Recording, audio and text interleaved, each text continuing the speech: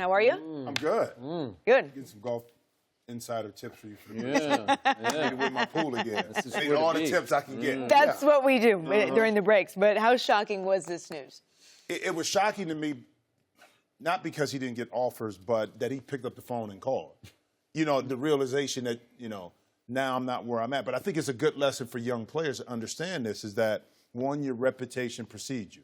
And if an injury happens, it can come back to affect you. I think for so long, DeMarcus was going to do what he wanted to do. In Sacramento early on, I thought management just allowed DeMarcus to dictate everything. So his attitude carried with him. But when you're hurt, you're young, you figure, listen, I'm fine. I'm putting up numbers. I can do what I want to do. I do think that when he got to New Orleans, I thought we saw a different side of DeMarcus. Attitude-wise, we didn't hear as much. But then the injury comes, and a lot of teams that are out there now are looking like, okay, we know what he was in the past. He's coming off an injury. He's a big man. We're not going to commit to a long-term deal, which he wanted. So DeMarcus had to do the smart thing and say, listen, I need to play. I need to get hooked up. And I think it says a lot for him to be able to pick up the phone, no matter I don't care who it was, to pick up the phone for DeMarcus, an all-star, 25, 10, and whatever, and say, listen, I'm interested in coming. So I'll play for the mid-level. I'll play for the mid-level. He threw that out there. Yeah. Well, going in there, he knew with his agent what they had available on the cap. He already knew what could be accepted, what he could get. The mere fact that he picked up the phone, Skip, lets you know he already had his tail tucked between his legs. Okay, but he didn't call Sacramento. He called the defending champions, right? We had a relationship, too, with Draymond and those guys. If I'm going to play for the mid-level, it's kind of like New England, Skip. You see guys are willing to take less to go there because what do they know?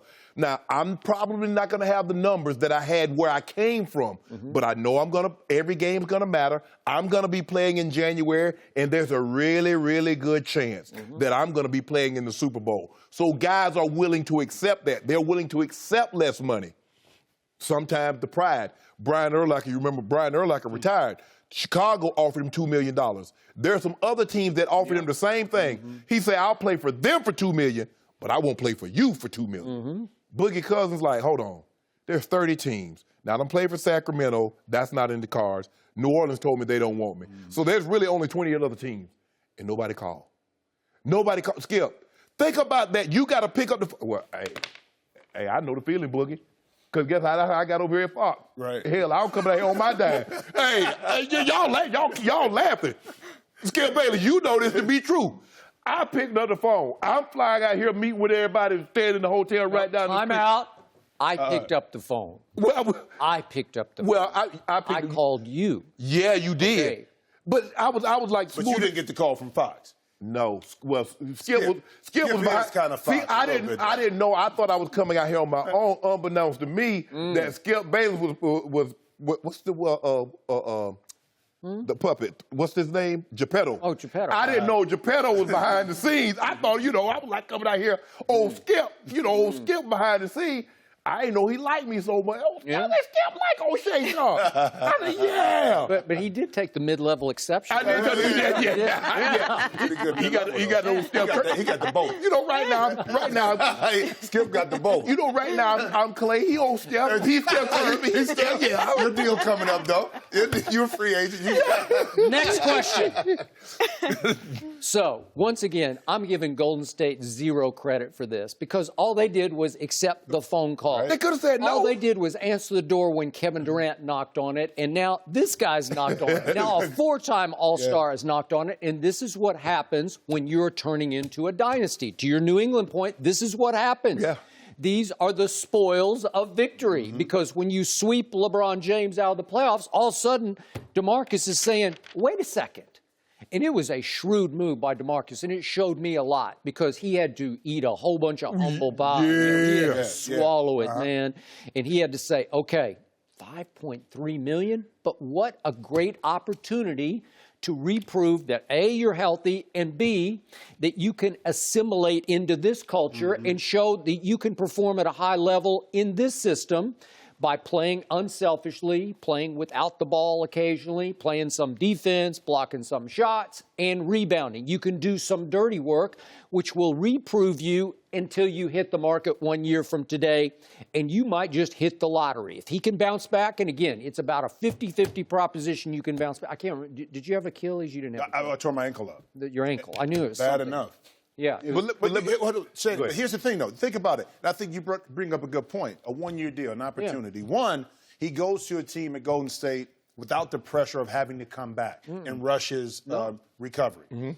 Second, you pretty much know this is a one-year deal because Draymond is up, Clay is up, and also KD is up. So you figure they're going to keep their core together. So I think your point is valid where Boogie can go in there, get completely healthy, understand the culture of winning, a la like LeBron did when he went to Miami. Yep. Reinvent himself, okay, and put himself back on the market. Now, if they get to a championship, he can put that under his belt, of course. Right. But now you come out of this as a totally different person if you play your card right going into free agency in 2019. But let me ask you this. Had he picked up the phone, called them, knock on the door, and Golden State says no, does anybody hold that against him? Because you have to understand now, when Kevin Durant knocked on the door, he had no baggage. He had no injury. He had no problems as being a locker room cancer. No. Boogie has a ruptured Achilles at 6'11". And baggage. And he has baggage. So if Golden State says, no, thanks for the call, but we're not interested, is anybody upset? No. What to say about the culture of Golden State? I think the trust they have primarily in Draymond Green. Right. Who's a friend of Boogie Cousins. Okay, you know that phone got picked up and they called Draymond and said, what do you think about this? And other players. Right. Once Steph signed off, once Draymond signed off and said, listen, we got him once he gets here. Right. Again, it goes back to the culture. It's kind of like San Antonio, New England. Yeah. We get him in here, I think we'll be just fine because he'll conform because we played with him in USA basketball. Right. It's almost like, now again, Carmelo was a little bit different because he wasn't playing. Yeah. But when Carmelo, guys looked at Carmelo a lot differently within the confines of USA basketball than they did as an individual with New York or with Denver. So time will tell. But Boogie, to pick up the phone and make that call, again, as an athlete, and too, with an ego perspective, I didn't put up big numbers last year. You should be calling me. That's a big pill to get down. A big pill. I mean, that ego and that pride pill, man, you got to drink a lot of water to get those down. But you have to deal with this, too, though. Think about this. It's not just now. Yeah. Throughout the course of the year, even though when he starts to play, you sold out. Nobody wanted to get you. So now you go over here and play with the super team. So he has to deal with that as well. Yeah. It's going all the way through the year. Right. So it's going to – but here's the thing. At the end of the day, in order for Boogie to get what he feels he's going to be fairly compensated, he's going to have to put up numbers. How does he get those numbers I don't think he can. But people they'll watch the tape. They'll see that in 20 minutes he did X, Y, and Z. They ain't gonna pay $30 million for 20 minutes. Yeah, but I think a lot of teams that are going to be back in the free agent market next year looking to win a championship are going to look at his attitude. They know if he comes back and looks healthy and plays healthy, they know that he's not going to get the touches to get 25 points a game. They know that. But they want to look to see if Steve Kerr goes to a smaller lineup and Boogie doesn't play, what is his attitude? Because think about it last year with JaVale McGee, there were times when the lineup wasn't conducive to have a center in there. And it's going to happen like that this year. So that's what they're going to look at. So I need to bring this back up, and I hate to, but I look back for studies. There was a 2013 study of 18 NBA players who had Achilles ruptures. 7 of them never played again. So that's what you're up against here. This is the worst injury a basketball player can suffer because you lose your calf and your lift. And it's usually never quite the same. It virtually ended Chauncey Billups' career, and it pretty much ground-bound Kobe Bryant, and he was never the same after he ruptured his. Dominique came back, and he was the exception to the rule and was Dominique. And I thought Rudy Gay, for what it's worth, for my San Antonio Spurs last year, he looked pretty good, and that he was good enough that they have now re-signed him for a second year. But they limited his minutes, and DeMarcus, will, to your point, will get to limit. I'm not sure they will even let him try to play until January, and he's going to spend a lot of time sitting next to those assistants and Steve Kerr on the bench, just soaking up knowledge. This is how you do it at the highest level. But what about this? What about the group of people that's over here says, you know what? Yeah, he's on his best behavior because he's making 5.3. I give him $120 million of my dollars. Is he going to be on his best behavior? Well, it goes back to the culture, too. I think a lot of teams have to look at it, too. That's a valid question because going in that when he's not getting $120 million from Golden State. So the culture, that's the only culture that can have him. But you know what, though? Also, too, think about it.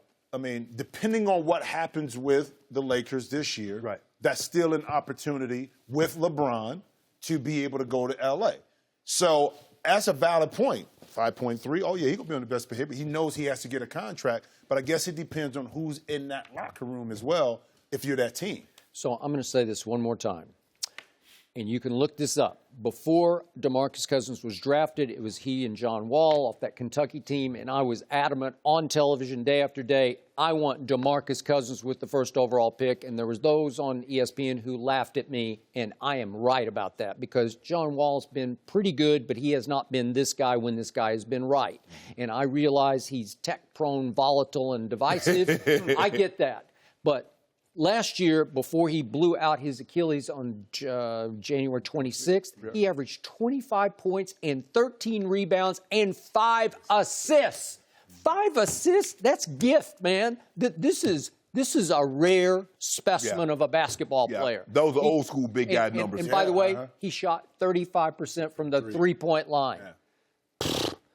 I don't. This is superstar stuff. So again, can he ease into that? Can he blend into the system? Well, he can pass the basketball, and they are unselfish often to a fault, and they don't seem to care who gets them. Is it Kevin's night? Is it Steph's night? Is it Clay's night? Is it Draymond's night? But you remember when they went through that dry spell, Skip, what did they say? Kevin Durant is dominating the ball too much. Yeah. Oh, they need to pass the ball. See, they didn't have a problem with that. They had a problem with ISO until Game 3 of the NBA Finals, when Kevin Durant dominated the ball, and he took the game over. Then all of a sudden, ISO ball okay. I ain't got no problem with ISO ball because ball movement wasn't getting it done. I got it. Yep. So, will he make Golden State a lot better? No, because their best lineup is still the smallest lineup, right? Yep. So there are going to be a lot of nights. I don't think he'll play more than 15 or 20 minutes.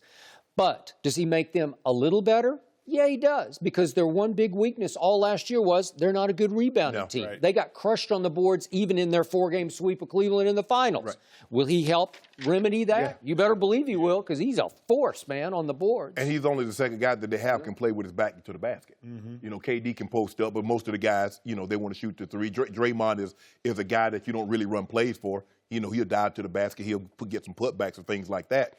But Boogie Cousins can play with his back to the basket. So can Kevin Durant. Yeah. So, but their success is independent of Boogie. So what, he helped them win 2 more games, 3 more games? So instead of 64-65, not even 67-68. But you know how this is looked upon by Golden State's management. What if he could win one finals game where he just took it over?